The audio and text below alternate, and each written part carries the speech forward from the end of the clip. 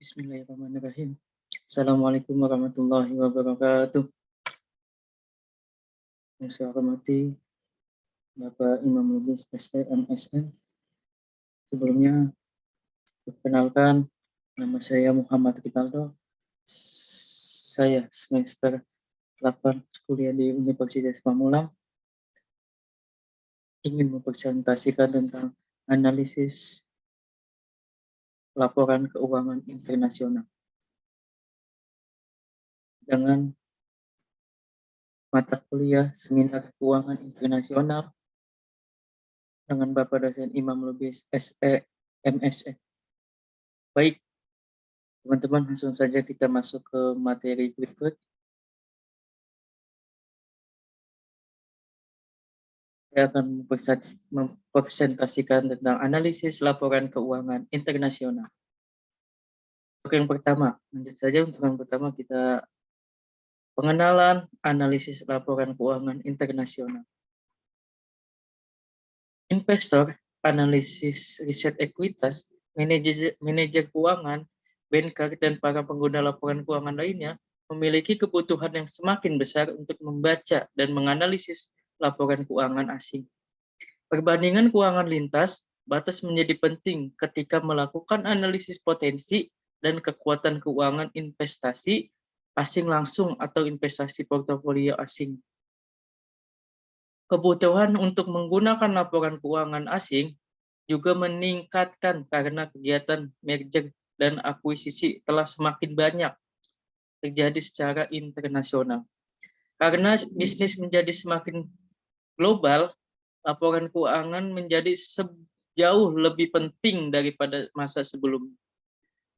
Karena menjadi dasar untuk analisis persaingan, keputusan kredit, negosiasi usaha, dan kontrol perusahaan. Pengurangan hambatan perdagangan secara terus-menerus, munculnya Eropa sebagai pasar tunggal, konvergensi selera dan preferensi konsumen, dan semakin rumitnya penetrasi yang dilakukan oleh suatu perusahaan terhadap pasar LN telah meningkatkan kompetisi bisnis multinasional secara signifikan. Itu tadi adalah pengenalan analisis laporan keuangan. Bagi teman-teman yang tidak tahu, maka analisis itu tadi sudah saya jelaskan. Mudah-mudahan teman-teman paham.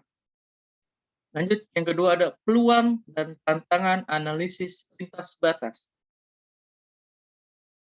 Apa sih analisis peluang dan tantangan analisis lintas batas itu? Analisis keuangan lintas batas mencangkup berbagai wilayah yurisdiksi. Sejumlah negara memiliki perbedaan sangat besar dalam praktik akuntansi. Kualitas pengungkapan, sistem hukum dan undang-undang, sifat dan ruang lingkup resiko usaha, dan cara untuk menjalankan usaha. Analisis dan penilaian keuangan internasional ditandai dengan banyak kontradiksi. Di satu sisi, begitu cepatnya proses harmonisasi standar akuntansi telah mengarah pada semakin meningkatnya daya banding informasi keuangan di seluruh dunia. Terlepas dari kontradiksi yang masih terus berlanjut, hambatan untuk analisis dan penilaian keuangan internasional semakin menurun dan pandangan pada analisis secara umum masih positif.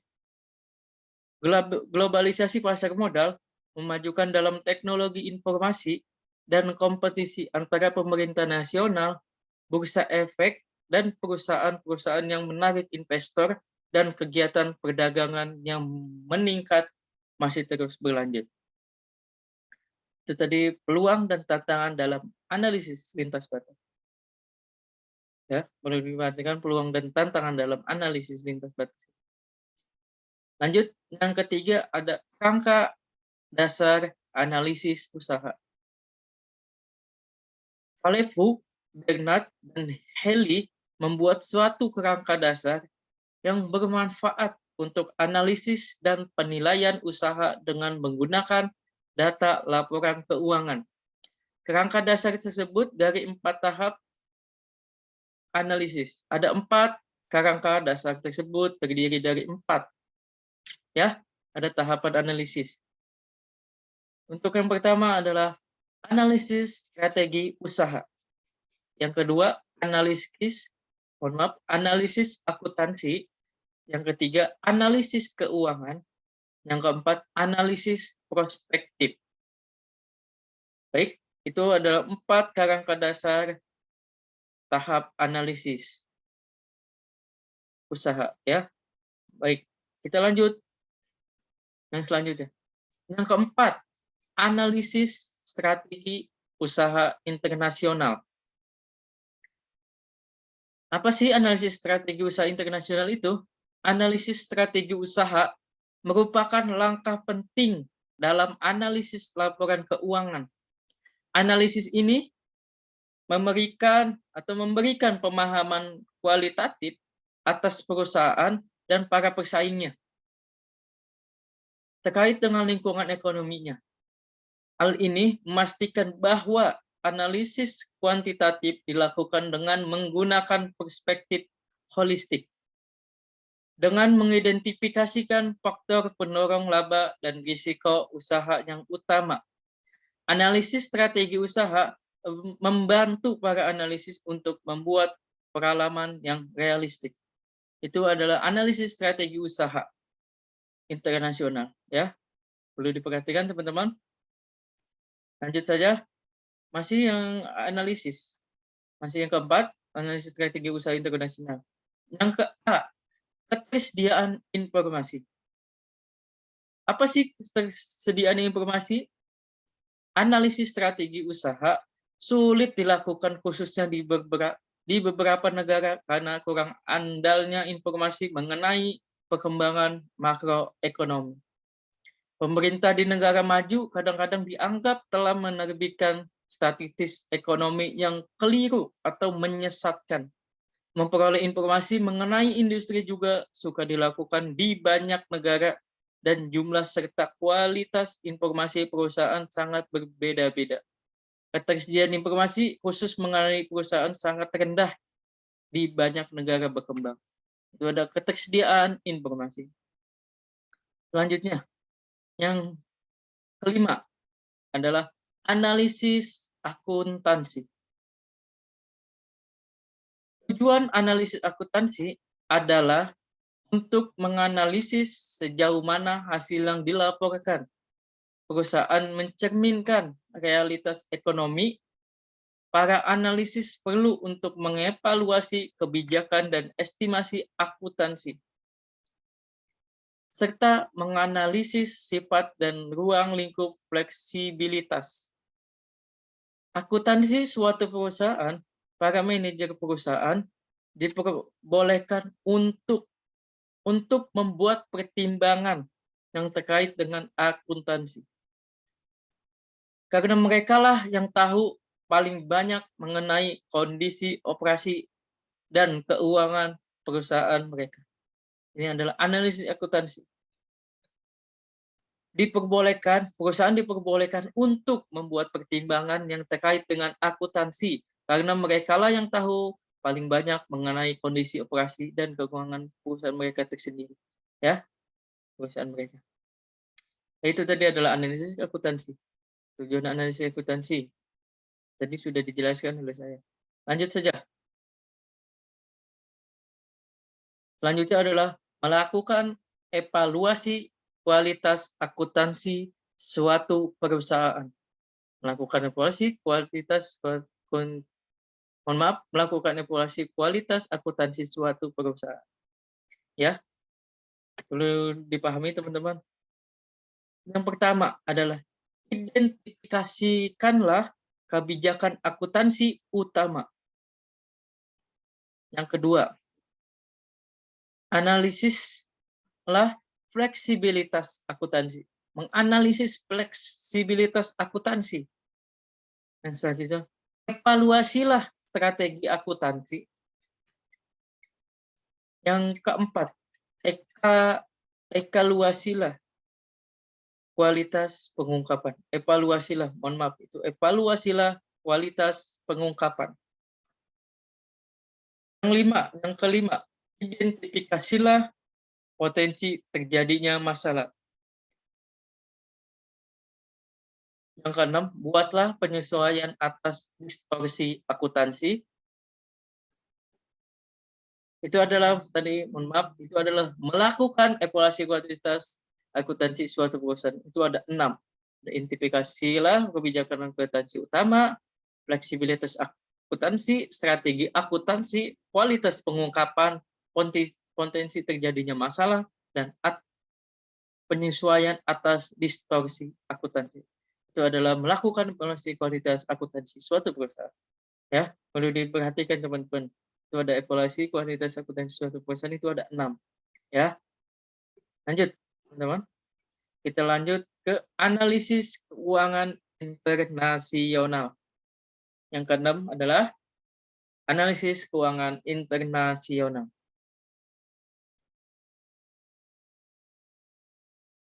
Tujuan analisis keuangan internasional adalah untuk mengevaluasi kinerja perusahaan pada masa kini dan masa lalu. Ya, apa sih tujuan analisis keuangan itu?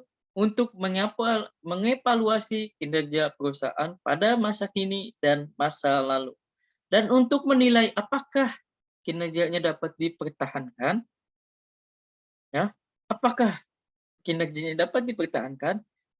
Analisis rasio dan analisis arus kas merupakan alat yang penting dalam melakukan analisis keuangan.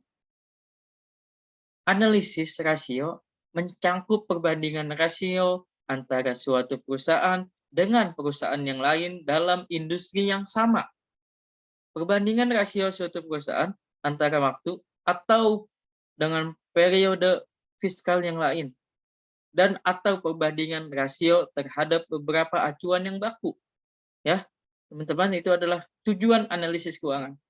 Analisis keuangan internasional tujuannya tadi untuk mengevaluasi kinerja perusahaan pada masa kini dan masa lalu, untuk menilai apakah kinerjanya dapat dipertahankan. Ya, itu tujuan analisis keuangan. Nah, teman-teman, perlu dipahami. Kita lanjut saja. Mudah-mudahan teman dapat mengerti dan juga dapat memahaminya. Lanjut, teknik-teknik analisis keuangan internasional yang telah dipakai sebagai berikut. Yang pertama, analisis tren membandingkan item-item dari secara periode selama 2 tahun. Periode selama 2 tahun. Atau lebih, seperti tren laba, debt rating, perubahan revenue, pertumbuhan geometrik, dan sebagainya. Ya, pertama adalah analisis tren membandingkan item data secara periode selama 2 tahun atau lebih, seperti tren laba, debt rating, perubahan revenue, pertumbuhan geometrik, dan sebagainya. Yang kedua, analisis rasio membandingkan suatu dengan item yang lain, laporan keuangan dengan tujuan memperoleh pemahaman yang sama tentang probabilitas. Tentang apa? Tentang profitabilitas, perusahaan. Referat, likuiditas, dan efisien. Lanjut ya teman-teman. Tadi ada teknik-teknik analisis keuangan internasional yang telah dipakai. Itu ada 2, ada analisis tren membandingkan item secara periode selama 2 tahun, analisis rasio membandingkan item suatu dengan item yang lain. Ya, itu ada 2. Tadi sudah saya jelaskan, mudah-mudahan mengerti. Lanjut, jenis-jenis analisa rasio keuangan. Apa sih jenis-jenis analisa rasio keuangan itu? Yang pertama, rasio likuiditas. Rasio ini, ya, yang pertama rasio likuiditas. Rasio likuiditas. Rasio ini berguna untuk mengukur kemampuan perusahaan untuk memenuhi kewajiban-kewajiban jangka pendeknya. Ya. Berguna untuk mengukur kemampuan perusahaan untuk memenuhi kewajiban-kewajiban jangka pendeknya. Ada 3 macam ya, rasio likuiditas yang digunakan. Ada 3 macam. Ya. Yang pertama, current ratio. Yang kedua, acid test ratio. Yang ketiga, cash position ratio. Ya, ada 3 macam. Current ratio, acid test ratio, cash position ratio. Dan selanjutnya yang B adalah rasio solvabilitas. Rasio solvabilitas. Rasio ini berguna untuk mengukur kemampuan perusahaan untuk memenuhi seluruh kewajiban-kewajibannya. Seluruh kewajiban-kewajiban utang jangka pendek dan hutang jangka panjang. Hutang jangka panjang, mohon maaf. Apa sih rasio solvabilitas? Untuk mengukur kemampuan perusahaan untuk memenuhi seluruh kewajibannya, hutang jangka pendek dan hutang jangka panjang. Ada 4 macam rasio solvabilitas yang digunakan. Yang pertama yaitu total debt to equity ratio. Yang kedua, total debt to total asset ratio. Ya, teman-teman, bisa dipahami? Long term debt to equity. Yang keempat adalah long term debt to total asset. Ya, teman-teman perlu dipahami rasio solvabilitas itu ada 4. Yang tadi rasio likuiditas itu ada 3 dan solvabilitas itu ada 4. Ya, teman-teman perlu dipahami. Lanjut saja. Yang ketiga atau rasio probabilitas. Rasio ini berguna untuk mengukur kemampuan perusahaan untuk menghasilkan laba dalam suatu periode tertentu. Ada 4 rasio probabilitas yang digunakan. Sama ya seperti tadi solvabilitas ya. Ada 4 sama. Yang pertama adalah return of equity atau ROE. Yang kedua adalah return on asset ROA, net profit margin. Yang ketiga net profit margin. Dan yang keempat gross profit margin. Tujuan analisis keuangan adalah untuk mengevaluasi kinerja perusahaan pada masa kini dan masa lalu dan untuk menilai apakah kinerjanya dapat dipertahankan, dapat berkembang, atau dapat maju. Ya, teman-teman. Jadi ada 3 ya. Itu saja kita, karena teman-teman mudah-mudahan dapat dipahami ya. Terdapat 2 alat penting dalam melakukan analisis keuangan.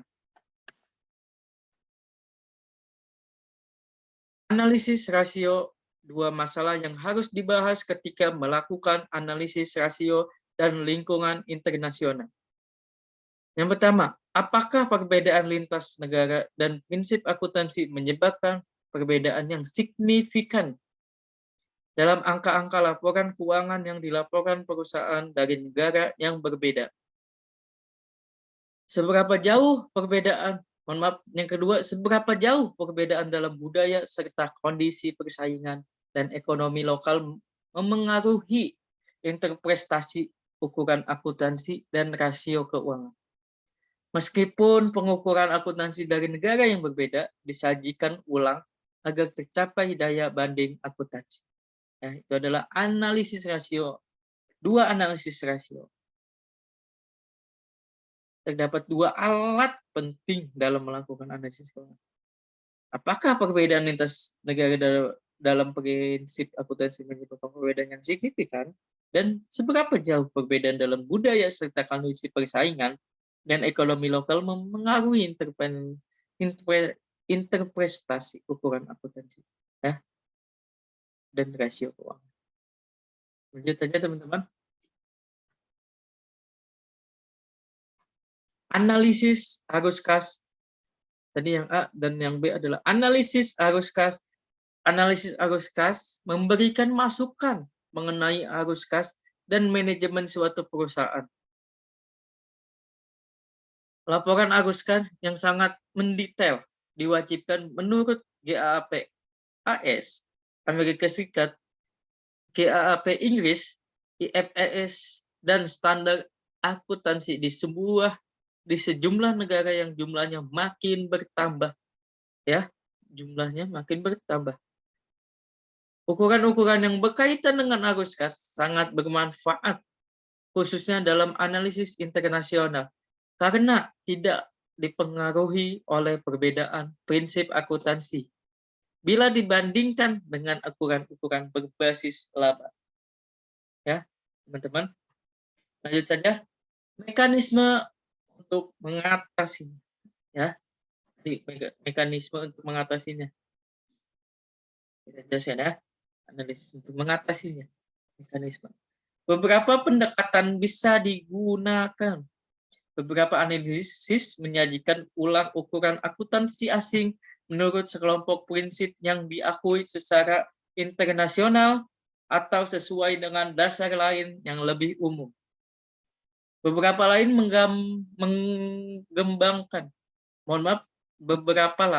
mengembangkan pemahaman yang lengkap atas praktik akuntansi di sekelompok negara tertentu dan membatasi analisis mereka terhadap perusahaan-perusahaan yang berlokasi di negara-negara tersebut. Ya, teman-teman, itu adalah mekanisme untuk mengatasi. Lanjut aja, teman-teman. From Schauble dan Stickney menggambarkan penggunaan algoritma penyajian ulang untuk meningkatkan perbandingan kinerja keuangan lintas negara. Mereka menyajikan ulang kinerja operasi perusahaan-perusahaan Amerika Serikat dan Jepang. Menurut dasar pelaporan yang sama, algoritma menyajikan ulang yang relatif sederhana, cukup efektif, dan digunakan. Satu pendekatan adalah memfokuskan pada beberapa perbedaan LK yang lebih material. Yang paling material. Di mana tersedia cukup informasi untuk melakukan penyesuaian yang dapat diandalkan. Jadi, teman-teman. Yang ketujuh, analisis perspektif internasional. Analisis perspektif mencakup tahap peramalan dan penilaian. Ketika melakukan peramalan, para analisis membuat ramalan mengenai prospek perusahaan secara eksplisit berdasarkan strategi usaha. Analisis mengubah ramalan kuantitatif menjadi suatu estimasi nilai perusahaan. Penilaian digunakan secara implisit maupun eksplisit dalam banyak keputusan usaha. Terdapat banyak pendekatan penilaian yang berbeda digunakan dalam praktik, mulai dari analisis arus kas, teknik diskonto, hingga teknik yang lebih sederhana yang berdasarkan perkalian berbasis harga. Ya, teman-teman perlu dipahami, ini adalah analisis prospektif internasional. Prospektif. Ya, lanjut saja teman-teman. Ada yang ke-7, kita lanjut yang ke-8. Mekanisme untuk mengatasi perbedaan prinsip akuntansi antara negara. Untuk mengatasi perbedaan prinsip akuntansi antar negara. Beberapa pendekatan yang dapat dilakukan, ya. Beberapa analisis menyajikan ulang ukuran akuntansi asing menurut sekelompok prinsip yang diakui secara internasional ataupun sesuai dengan dasar yang lebih umum.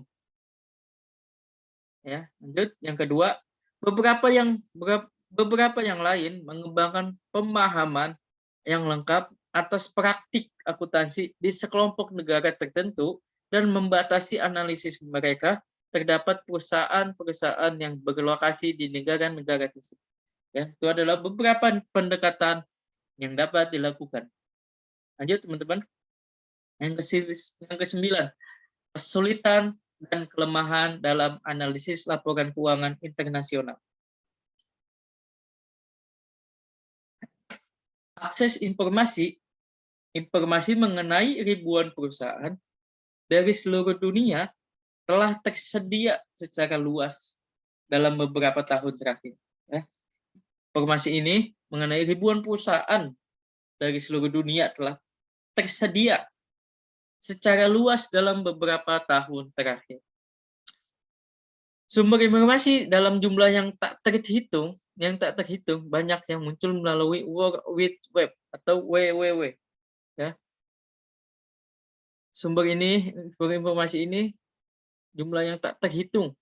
Dalam jumlah yang tak terhitung banyak munculnya dari WWW atau World Wide Web. Ya, dari WWW. Perusahaan di dunia saat ini memiliki suatu web dan laporan. Mohon maaf, perusahaan di dunia saat ini memiliki situs web dan laporan tahunannya tersedia secara cuma-cuma dari berbagai sumber lainnya. Yang kedua, ketepatan waktu informasi, ketetapan waktu informasi keuangan. Laporan tahunan, laporan kepada pihak regulator berbeda-beda di tiap negara. Yang hambatan bahasa dari terminologi, bahasanya hambatan bahasa dari terminologi. Yang D, masalah mata uang asing. Karena mata uang asing itu sangatlah berbeda-beda dari sebuah negara, itu pasti berbeda, dan juga bahasa dari seluruh negara pasti berbeda-beda. Lanjut. Yang E adalah perbedaan dalam bisnis, jenis dan format laporan keuangan. Itu adalah kesulitan dan kelemahan dalam analisis laporan internasional. Akses informasi, ketepatan waktu laporan keuangan, ketepatan waktu laporan keuangan, hambatan bahasa karena bahasa itu selalu berbeda-beda di setiap negara. Masalah mata uang asing sama juga sangat berbeda-beda dari seluruh negara di dunia. Dan perbedaan dalam bisnis format laporan keuangannya. Ya, teman-teman, itu adalah kesulitan dan kelemahan analisis laporan internasional. Yang ke-10, ya, lanjut kita ke-10. Peluang dan tantangan dalam analisis lintas batas. Analisis keuangan lintas batas mencakup berbagai wilayah yurisdiksi. Sejumlah negara memiliki perbedaan yang sangat besar dalam praktik akuntansi. Ya, negara memiliki perbedaan yang sangat besar dalam praktik akuntansi. Kualitas pengungkapan, sistem hukum dan undang-undang, sifat dan ruang lingkup risiko usaha, dan cara untuk menjalankan usaha, analisis dan penilaian keuangan internasional ditandai dengan banyaknya kontradiksi. Di satu sisi, begitu cepatnya proses harmonisasi standar akuntansi telah mengarah pada semakin meningkatnya daya banding informasi keuangan di seluruh dunia. Nah, teman-teman, itu adalah peluang dan tantangan dalam analisis lintas batas. Lanjut, teman-teman. Yang terakhir adalah isu lebih lanjut. Ya, teman-teman, itu adalah isu lebih lanjut. Keempat tahap analisis usaha dipengaruhi oleh faktor-faktor berikut. Ada 4 tahap analisis usaha dipengaruhi oleh faktor-faktor berikut. Isu lebih lanjut. Coba kita lihat, teman-teman. Yang pertama, akses informasi. Yang kedua, ketepatan waktu informasi. Dan yang ketiga, hambatan bahasa dan terminologi. Sama ya, seperti yang tadi, kelemahan dan hambatannya. Yang keempat, masalah mata uang asing. Dan yang kelima adalah perbedaan dalam jenis dan format laporan keuangan. Baik, teman-teman, itu adalah 11 dari analisis laporan keuangan yang telah kami jelaskan. Mudah-mudahan teman-teman dapat mengerti dari apapun yang saya jelaskan tadi. Mudah-mudahan dapat menambah ilmu dari teman-teman semua. Baik, kita masuk ke kesimpulan. Analisis laporan keuangan merupakan pemeriksaan keterkaitan angka-angka dalam laporan keuangan dan tren angka-angka dalam beberapa periode. Tujuan analisis laporan keuangan adalah mengevaluasi kinerja dari suatu perusahaan. Hasil akhir dari kegiatan akuntansi adalah laporan keuangan yang digunakan oleh perusahaan ataupun pihak yang berkepentingan terhadap laporan keuangan tersebut. Sehingga perlu dibuat analisis laporan keuangan dari perusahaan untuk membantu dan mengendalikan perusahaan atau memberikan gambaran situasi keuangan pada pihak yang berkepentingan. Seperti para pemegang saham, kreditur, pemerintahan, dan pihak lainnya. Dengan adanya analisis laporan keuangan, maka dapat dilihat hasil kegiatan perusahaan dalam satu periode. Ya, itu adalah kesimpulan dari seluruh analisis laporan keuangan internasional yang telah tadi kita bahas bersama-sama. Ya, teman-teman. Baik. Sekian dari presentasi yang telah saya sampaikan.